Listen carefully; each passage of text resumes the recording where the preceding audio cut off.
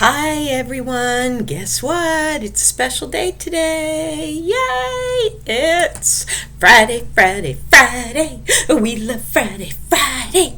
Friday is the best day. Friday, Friday, Friday. It is. It's Friday. I'm excited. The weekend is coming, which means Mr. Larry doesn't have to work so hard. Of course, that means I have to be outside and do stuff with him in the yard, which is going to be hard work. And I don't think I want to do it, but guess I have to.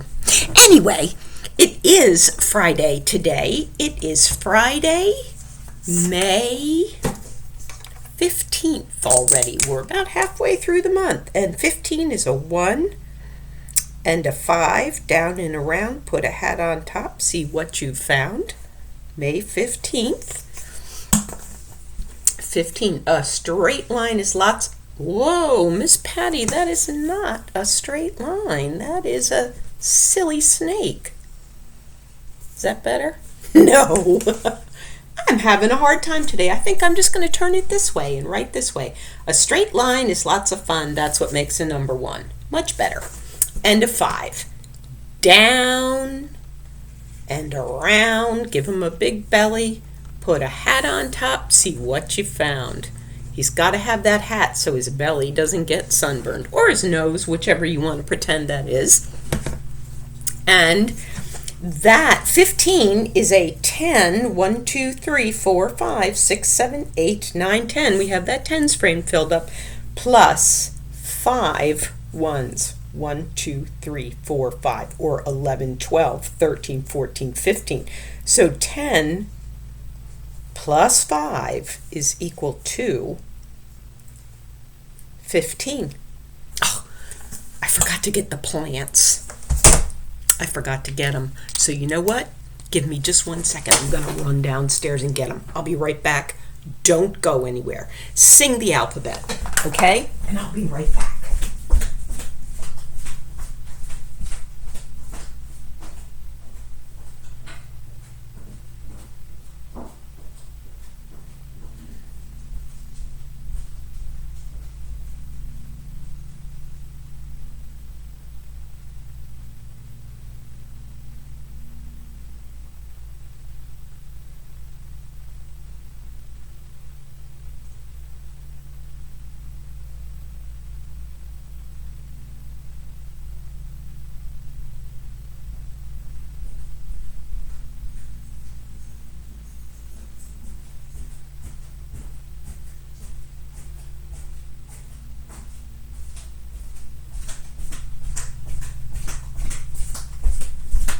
Okay, I am back. Did you hear me walking with my flip-flops on? I've got my shorts and my flip-flops on. It's hot outside today. I sure am glad I got the lawn mowed yesterday. All right, forgot the plants. I'm so sorry that I forgot to do that. It was on my mind, and then it wasn't on my mind, and I don't know. Just slipped my mind. Maybe I got excited because it's Friday, Friday, Friday. We love Friday, Friday. Friday is the best day. Friday, Friday, Friday. I think that's what it was. I'll go with that. Okay, so here are plants, and this will be the last time we're going to check in on them inside. Next week I'll have to take pictures and send them because they're going outside. Mr. Lettuce. I don't know if you can see. Can you see those little hairs? Maybe if I put them down in front of my shirt. Can you see those little hairs? He's developing roots. Now check out Mr. Celery. Whoa, look at the roots on him. And Mr. Carrot. No roots yet. Lots of greens, but no roots. And I'm just getting water all over my computer. Shh, don't tell Mr. Larry. Look at Mr. Potato. Look at all the roots on him, and look how tall he's grown. He's about 2 inches tall, I think. Let's see if I have a ruler here. I used to did. Maybe I don't anymore. I used to. I think he's about 2 inches tall now. So those have been growing very, very well. And Let's just hope that no little puppy comes along and eats a cookie. Let me just wipe off my computer here because we don't want to get water all over the computer. That's not good for it. It's not. Okay, I think I've got it all gone. All right, and remember the avocado. Look how long he's gotten. Now, I was talking to my grandson last night. We were Skyping, and he was saying that he and his mom and his other grandma looked up how to grow an avocado. And he said that once the stem gets about 3 inches long, which this one has another one, you cut, once the stem gets to 6 inches long, which is about this far. Okay, so we've got a ways to go. You cut it back to about 3 inches, which is about an inch longer than this, and then you put it in a pot. You know what? I've never done that in my life. I just put it in a pot. In fact, I showed him the one that we did in school last year that's about 2 feet tall now in the pot. So we're going to see how his goes and how mine goes. Anyway, so today I want to read you a story. And I want to talk about 2 different things in this story. I want to talk about horses, which I'm afraid of. Do you know why I'm afraid of them? I know they're pretty gentle and whatnot. I know they can run fast. I know that they're beautiful. But when I get right up next to one, they're big. Yeah, they are. They're big. Have I ridden one before? Yes. Have I ridden one well before? No, because I don't know how to ride. I think my biggest fear is people fall off of them sometimes, and that kind of scares me a little bit. But anyway, I want to talk to you about horses, and I want to talk to you about this. You know what it is? The number 3. Now, I want to tell you about the number 3. You know what 3 is. 1, 2. Let me put that down. 1, 2, 3. Or 1, 2, 3, whichever way you do it. 3. 3 is on a tens frame. Let's see if we can do this. 3, 4, 5. Kind of an awful looking tens frame, but 1, 2, 3. Number 3, okay? But I don't want to talk to you about the number 3 in the way we say 3. Now, there are a couple of different ways that we can say 3. One is try, like triangle has 1, 2, 3 sides. Try means 3. It also has 3 points, 1, 2, 3, or 3 vertices. That's the special name, vertices. 3. Also, that little bike that little kids ride that has the one wheel, and then it has the seat, and then it has 2 wheels on the back that you can just see the second one of. Hey, that's pretty good for me. There. A tricycle. So try. Tricycle, triangle. Now, the way I want to do it this way, though, is, or the word that I want to speak to you about today, this is very loosely, okay? We have 1, 2, 3. What do you think that is? Kind of flat. Let's see. That is called a single scoop of ice cream. So now we're going to add another one. And we call that a double cone. And one more on top is a triple cone. Triple. Do you see that T-R-I again? T-R-I-P-L-E.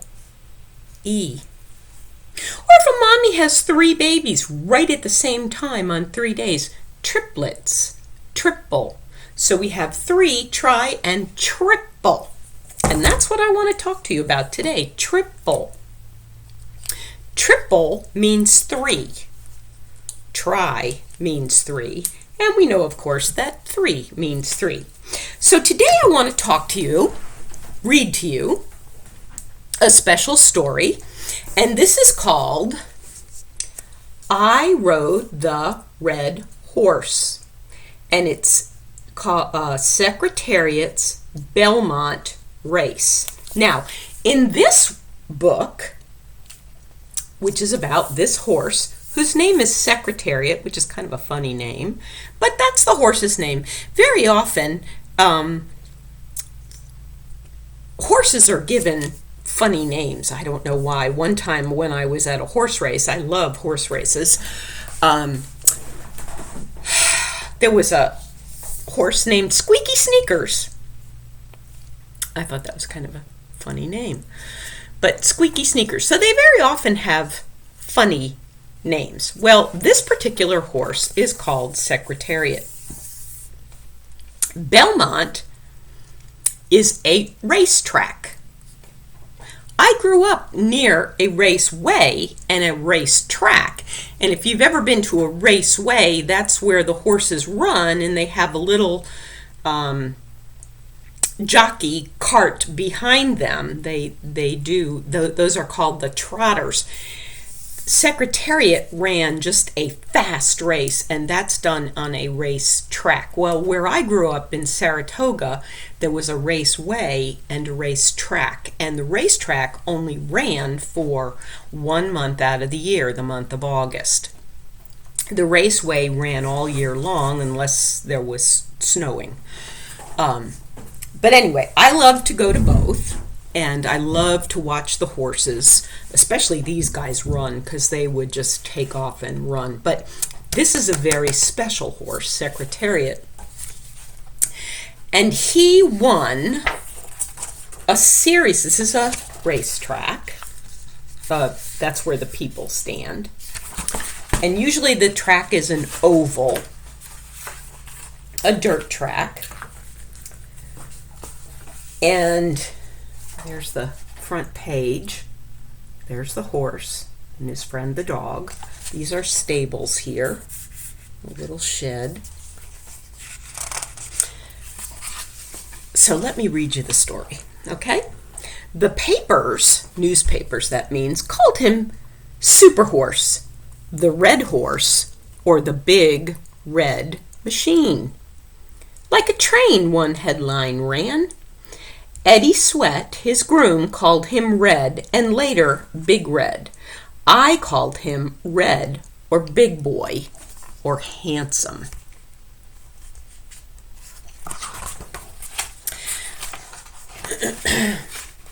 Handsome. He was a burnished statue come to life. He looked like a statue. He was such a beautiful horse. Can you see him there? And if you'll notice, it looks like he's got 1, 2, 3 white legs and 1 brown leg, or reddish colored leg.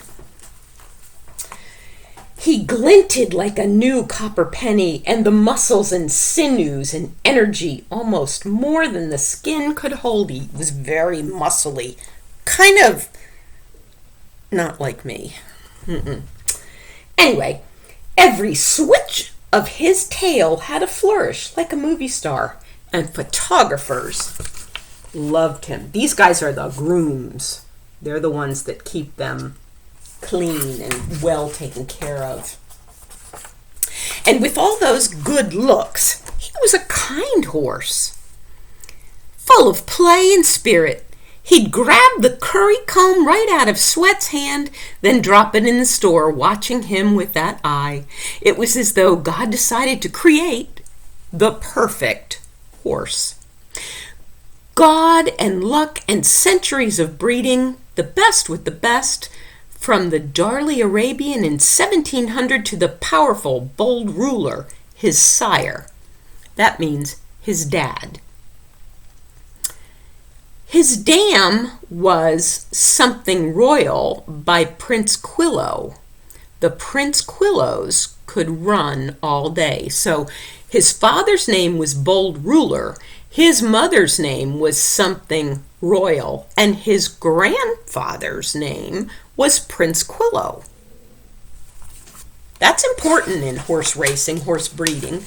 Who's your mommy? Who's your daddy? Everybody wants to know, even me. I wanted to know. Remember, I used to ask you all the time, what's your mommy's name? What's your daddy's name?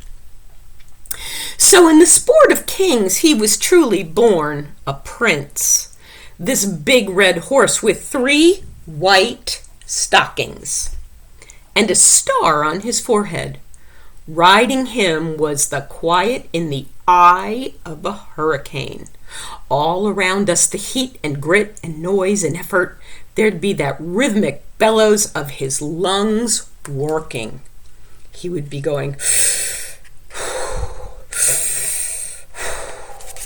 that's called the bellows. He had a powerful push with his hind legs. His forelegs snapped out for a stride of 25 feet. That's longer than this whole room. Go easy, big boy, I'd whisper and hold him back. Or, now, big boy, and give him his head. That means let him run as fast as he can. The Belmont, what a day it was. By the afternoon, the track was all hot steam and dust. 90 degrees. It's supposed to get up there today. I was thinking about what Holly Hughes had told me. He was the senior horse trainer in America then. He had seen the first big red man of war run. Son, he said, there is no way you can get this horse beat today. Just don't fall off. Believe me, boy, you are riding the greatest horse of all time, and I have seen them all. That's pretty big. We moved into the gate. They start out with a starting gate, and each horse has a little stall, and then they let the gate open all at the same time, and the horses run. There was the dark bay sham, sweat beating down his neck. The gate clanged open, and we were flying. I held tight to his red mane. He wasn't holding back. Not this time. Easy, big boy, I whispered. You don't have to go yet. But he was running his own race. We swept the quarter and then the half mile, quarter mile and a half mile. And it was 5/8 in 58.15 faster than the brilliant man of war or citation had run that track. He picked up speed. It was all on his own. I asked for nothing. Usually the jockey controls the horse. The jockey is the guy who rides the horse in the races. The others were 10 lengths behind, all but Lafitte Piquet on sham. They'd pressed us from the start, keeping it a sprinter's pace. Sham's trainer wanted this one badly. They'd come so close, and the Derby and the Preakness. The Derby is the Kentucky Derby, and the Preakness is another race. So now he's running in the Belmont. The Derby is number 1. The Preakness is number 2. The Belmont is number 3. It's the triple in this particular set of races, and these are the greatest racehorses of the year that are running this. And if you win all 3, you win what they call the Triple Crown. 3 races: the Derby, the Preakness, and the Belmont. And the Preakness is run right here in Pimlico, which is, I guess, about an hour from here. I've never been to it. I've always wanted to go, but I've never been. This is sham. This is Secretariat. Well, they'd come so close in the Derby and the Preakness. He seemed like a real contender, but now the bay was laboring. That means he was really working hard. Something broke in him. At the 7/8 pole, he faded back as my horse rounded the mile in one 34. That means in 1 minute 34 seconds with a 7-length lead. A length is the length of the horse. There were 7 horses in between. The rest was like a dream of flying. We covered the mile and the quarter in 1 minute 59 seconds, faster than his own Kentucky Derby record. Where were the others? My gallant, twice a prince, Private Smiles. I turned to look, thinking, don't fall off. So you see, he's here. Sham is kind of back here somewhere, and all the others are way back here. And the people in the stands are getting very excited. They put blinders. These things are called blinders on the horse, so the horse will only see straight ahead, because horses, I think, tend to see to the side. So he's way ahead. Around us was a roisterous river of people cheering and waving, pouring from the stands to the press rail. The track announcer exclaimed, "He is going to be the Triple Crown winner." I looked at the teletimer. The record was 2.26, and there it was, blinking 2.19. So for the last 75 yards in the 1.5 mile race, I hand rode my horse, urging, "Now, big boy, now. Just don't fall off, just don't fall off." We flew under the wire, 31 lengths ahead, and the time stopped at 2:24. That was our moment. That moment in time never surpassed on a track. And I take no credit for what the horse did, though I've ridden many horses and many of them fine. It was his race all the way. He broke the record. And I think that record may still be standing today. And this was in 1970, a long time ago. I was 13 years old. He's been called the horse of the century, the greatest horse to ever run at a track, and I'm known as the jockey who rode Secretariat, our triumph etched in time in heart. So, this book was written and illustrated by Barbara M. Libby, and there are some things here in the back, lots of words, and it tells about, I'm sorry, this must have been in when was this? 1973? He was born in 1970, so I was 16. So I think I saw Secretariat run once. I know that I saw Secretariat's one son run once.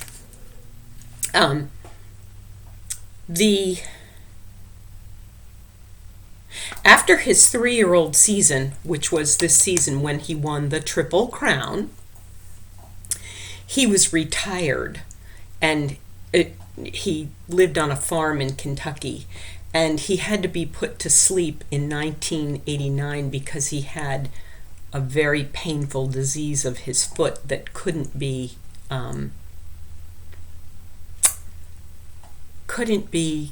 cured. So anyway, he's buried on that farm, Claiborne Farm, next to his sire, his dad, Bold Ruler. And as of the time that this book was written, 1973 was when he ran the Triple Crown, and he got the world record. Sorry, I'm blanking because I'm trying to read this. Ron Turcotte was the jockey, I believe, if that's what it's telling me. And I've seen him run many, many times. He was the jockey, and I've seen him run.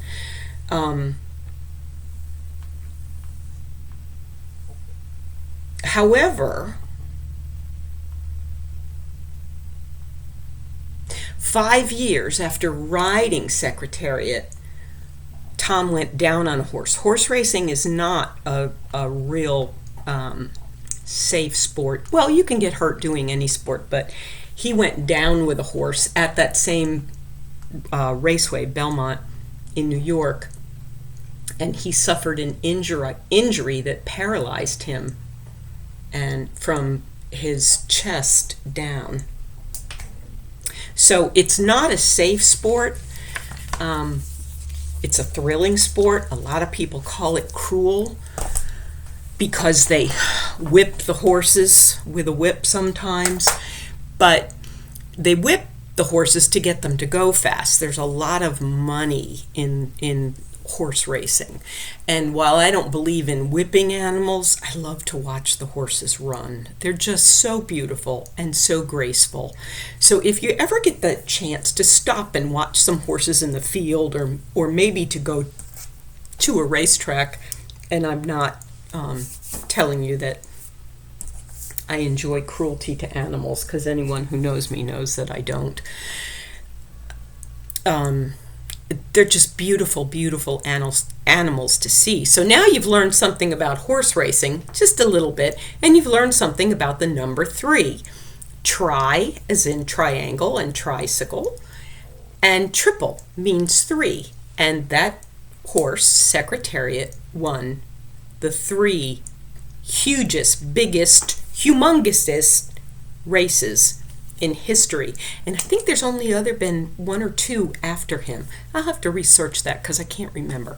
Anyway, so I hope you enjoyed that story. I came across it and I thought, wow, that's an interesting book. You don't usually see books about horse racing, although there was a book several years ago, an adult, a book for adults. It's a big, long book, and it was called, what was that silly horse's name? Now I can't think. I'll think of it, though. There was a movie, and I can't think of, all I can think of is Seattle Slew, and that's not it. Anyway, I'll think of it. I'll tell you on Monday. But before I go today, I have a very special girl in my mind. Actually, I have 2 very special girls in my mind today. One of them is my mommy, and the other one is Miss Grace. You all know her.